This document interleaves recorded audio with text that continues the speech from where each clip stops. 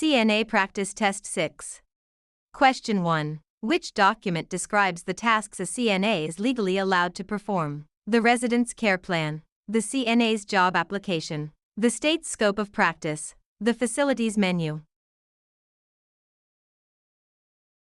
The scope of practice defines the legal limits and responsibilities of the CNA role in that state. Question 2. What is the proper method for cleaning the perineal area of a female resident? From back to front, from front to back, in a circular motion, with a scrub brush.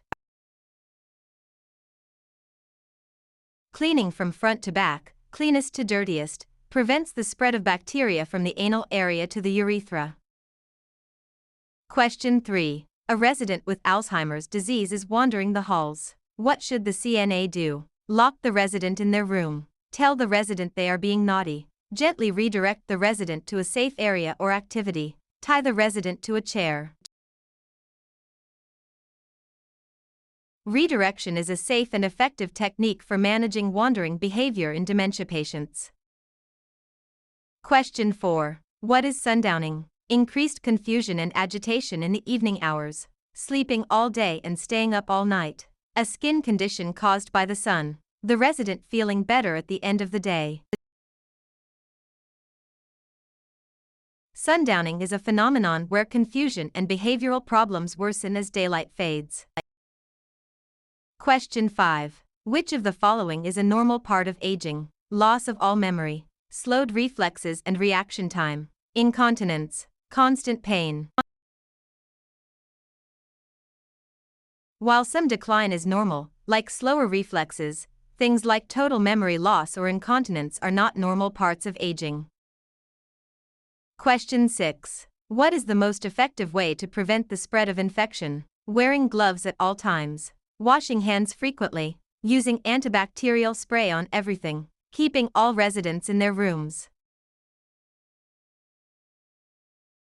Hand washing is the single most important practice in preventing the spread of infection. Question 7. When measuring a resident's blood pressure, the first sound heard is the diastolic pressure, pulse pressure, systolic pressure, mean pressure. The systolic pressure is the top number and represents the pressure when the heart contracts. Question 8. When dressing a resident with a weak right arm, which arm should be dressed first? The left arm, the right arm, both arms at the same time. It doesn't matter. When dressing, always start with the weak or affected side first. Dress affected/weak. Question 9. An ombudsman is someone who provides medical care to residents, advocates for the rights of residents in long-term care, manages the facility's budget, inspects the kitchen for safety. An ombudsman is an official advocate who helps resolve complaints and protect resident rights. Question 10. What is the first step in performing any procedure on a resident? Gather supplies, identify the resident, wash your hands, explain the procedure. Hand hygiene is always the first step to prevent infection before touching a resident or equipment. Question 11. When a resident is on a bladder training program, the CNA should restrict the resident's fluid intake, take the resident to the bathroom on a scheduled basis, tell the resident to hold it as long as possible, always keep a catheter in place. Scheduled toileting helps the resident regain control and awareness of bladder function. Question 12. Which pulse site is most commonly used for taking a routine pulse? Carotid, radial, brachial, apical. The radial pulse, at the wrist, is the most common site for measuring heart rate in adults.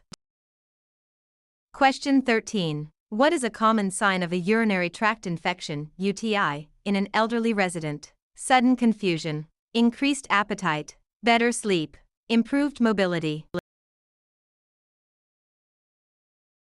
In the elderly, UTI is often present with cognitive changes or delirium rather than just physical symptoms. Question 14. What is the primary goal of restorative care? To perform all tasks for the resident. To help the resident regain or maintain the highest level of function. To cure the resident's illness. To move the resident to a hospital. Restorative care focuses on helping residents maintain or regain their independence and physical function.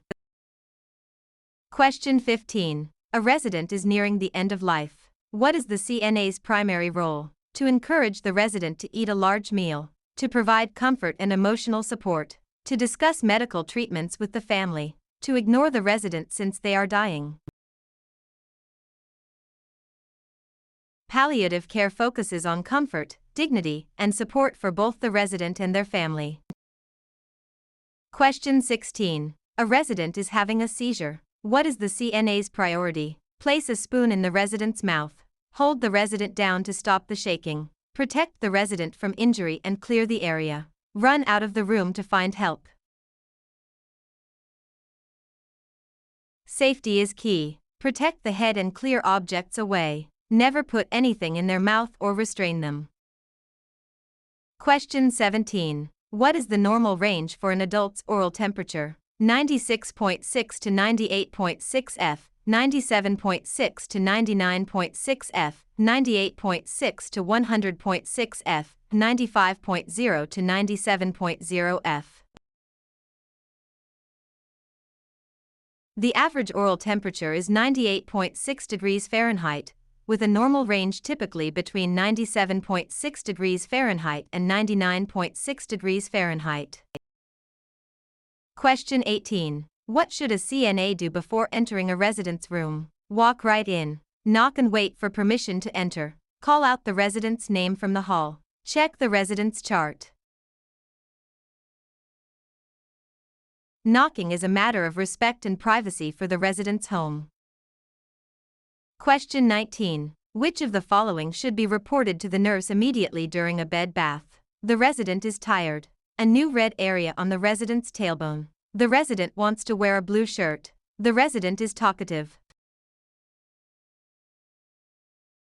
New skin breakdown or redness over a bony prominence is a sign of a potential pressure ulcer and must be reported immediately.